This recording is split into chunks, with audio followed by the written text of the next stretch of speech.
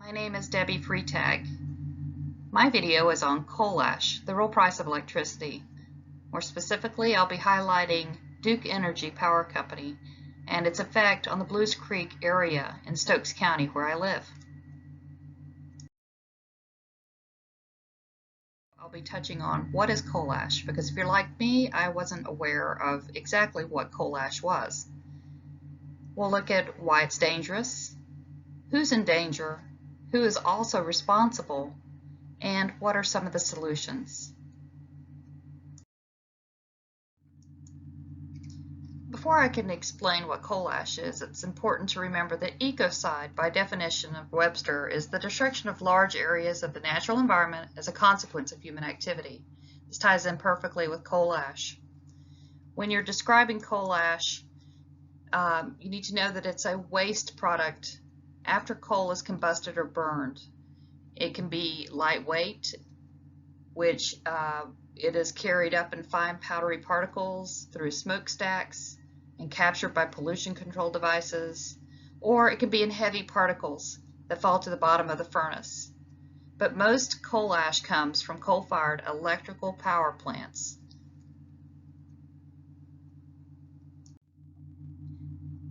As stated earlier, coal ash is the toxic waste that remains after coal is burned, and it contains the high levels of heavy metals, including mercury, arsenic, cesium, and chromium, which are hazardous to human health, wildlife, and waterways located in proximity to these coal ash plants. Once coal is burned, the ash is transported with water through pipes into the coal ash ponds. These ponds are also called impoundments, slurries, containment units. What makes these ponds so deadly is the fact they are unlined. These lagoons allow the toxins in the coal ash to dissolve into the water, and most coal plants are directly located next to rivers and lakes that provide drinking water, recreation, and habitat for wildlife. These lagoons, ponds, slurries are often earthen dams with no liners, making it possible to leak into the groundwater or surface water and thus contaminate the closest river or lake. In North Carolina, coal-burning power plants remain the major source of electrical production. Coal burning generates coal ash, which is stored in landfills and slurry ponds that are often located near residential communities, signifying high potential for contamination and increasing health risks.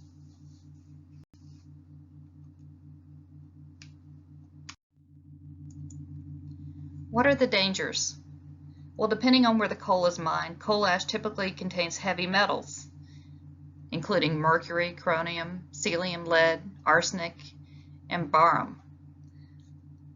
If you eat it, drink it, or inhale it, these toxins can cause cancer and nervous system impacts such as cognitive deficits, developmental delays, and behavioral problems. They can also cause heart damage, lung disease, respiratory distress, kidney disease, reproductive problems, gastrointestinal illness, birth defects, and impaired bone growth in children. The Environmental Protection Agency, or the EPA, has found that living next to a coal ash disposal site can increase your risk of cancer or other diseases. In fact, if you live near an unlined wet ash pond or surface impoundment, you get it in your drinking water as well. You have a 1 in 50 chance of getting cancer. Who's in danger? All species and the environment are in danger.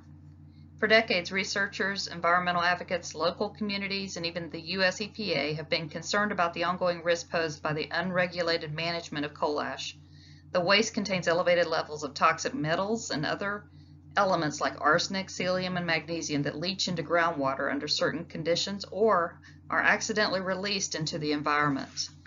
In 1978, in a paper for Science magazine, J.P. McBride with the Oak Ridge National Laboratory and his colleagues looked at the uranium and thorium content of fly ash from coal-fired power plants in Tennessee and Alabama.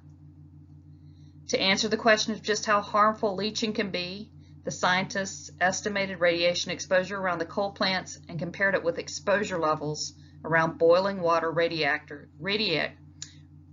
reactors, and pressurized water nuclear power plants. The result, estimated radiation doses ingested by people living near the coal plants were equal or higher than doses of people living around nuclear facilities.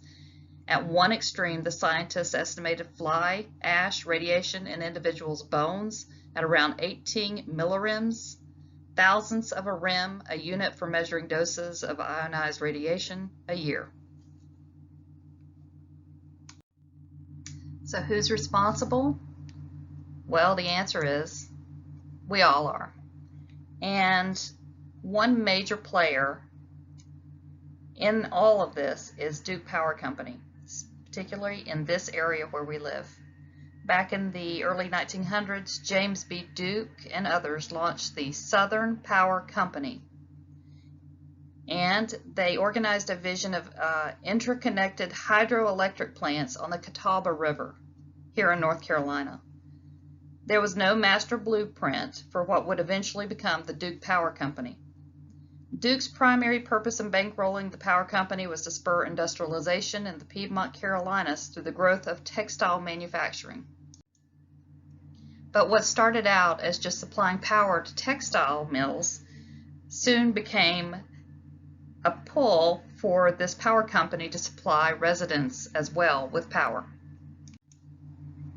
As more homes become electrified in the U.S., 10% of the total number of homes in 1910 jumped to 70% in 1930 and just continued to grow from there. As the push for more fuel alternatives became more popular, so was the drive to produce fuel with coal.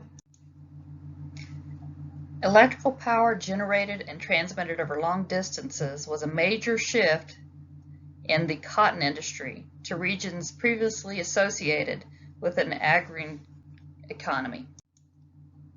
With demand for electricity partially and particularly for textile mills steadily mounting in the Piedmont, the company scrambled to stay ahead, so Southern Power began constructing 3 new hydro stations and 1 new steam plant in 1924 and 1925, and in the latter year began planning the first large-scale coal-fired steam plant in the system. Construction of this plant would mark an important shift from hydro to steam power, from the Catawba River's free white coal to fossil fuel that had to be mined from the earth and imported some distance to the Piedmont. When we talk about Duke Power and its connection to coal ash, we have to consider the case of Blues Lake in Stokes County.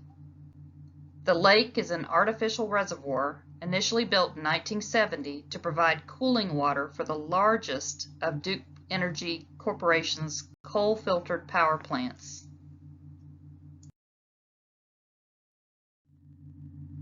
Although Duke Power has been around for over a century, everyone knew that it's had a monopoly on power structures within this state.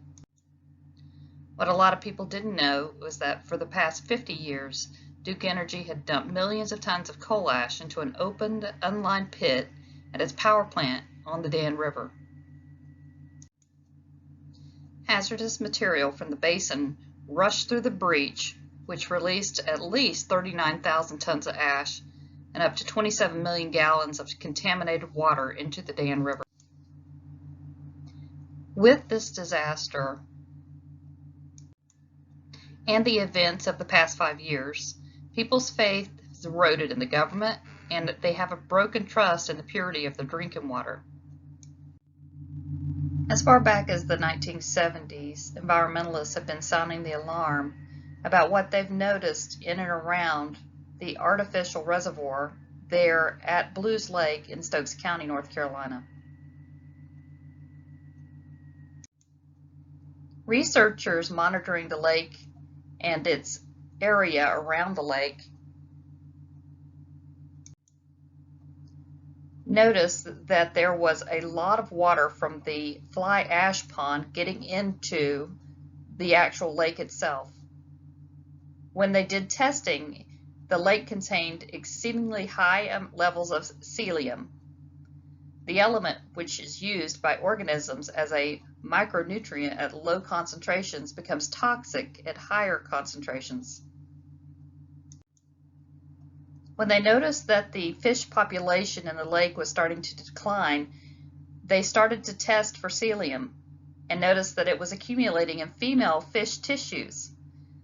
The female fish passed on the cesium to their offspring, and then this caused developmental abnormalities, as you can see in these projections.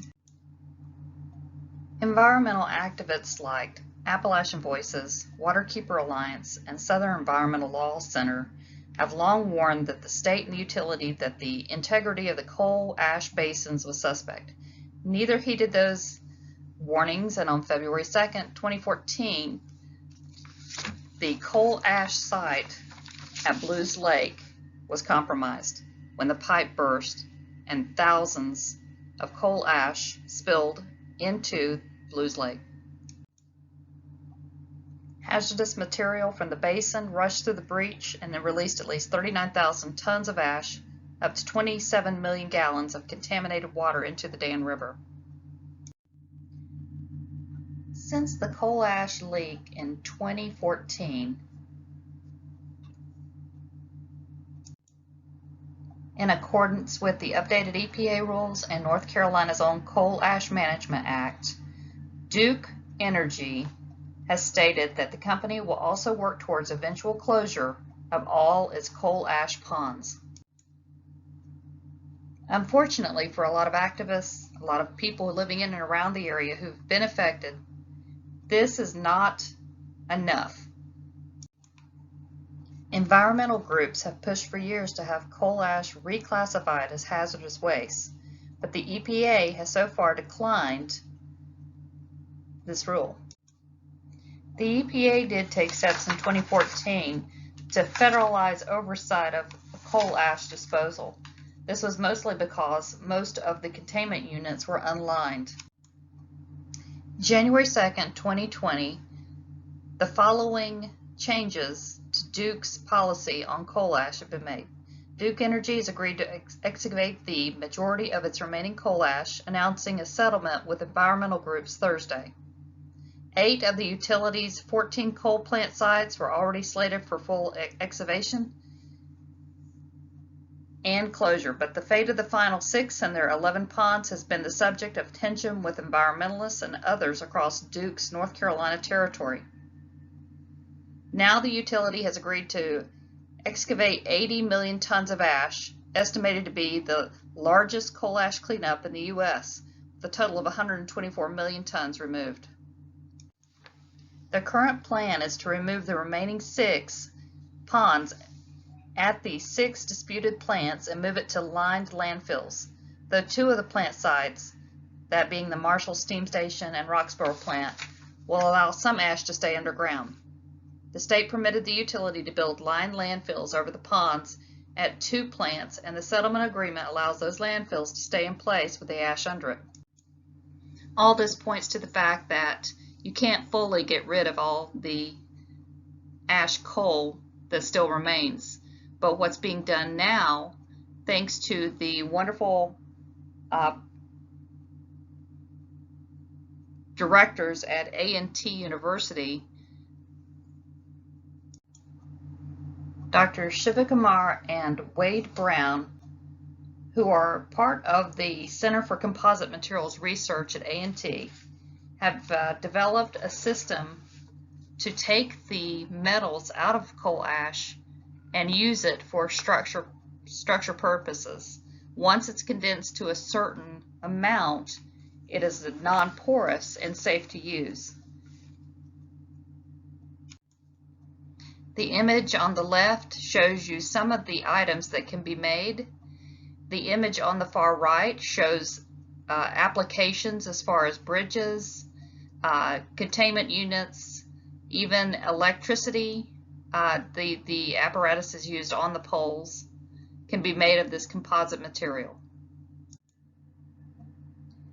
Using a polymer to encapsulate the coal ash, simple technology prevents the leaching of heavy metals into the groundwater and the air. The metal can be molded into a wide variety of shapes and density, which creates a wide range of applications. This process does not require the returning of the ash to create the ideal carbon content. Any dry ash will work. This prevents further emissions into the environment while conserving water and energy. Currently, there is a grant called the National Creative Peacemaking Grant Fund, which is in place to demonstrate that this polymer encapsulation process is a viable alternative storage solution for coal ash. The EPA has also established new deadlines for all unlined surface impoundments. This past August 31st, 2020, all surface impoundments that failed the location restriction for placement above the uppermost aquifer to stop receiving waste and begin closure or retrofit.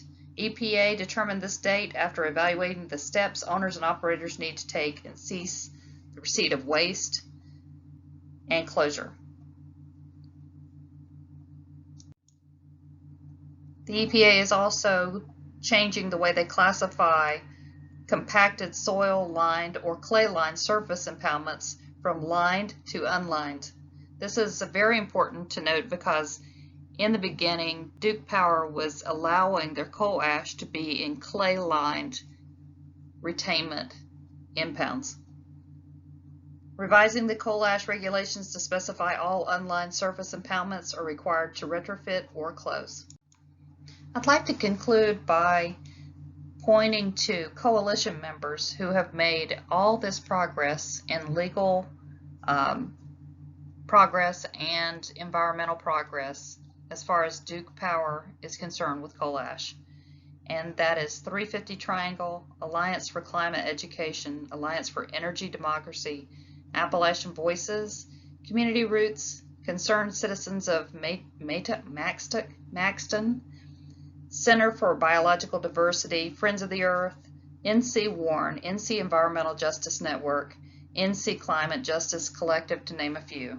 And one group in particular called the Lilies Project has been making big strides in Walnut Cove, North Carolina.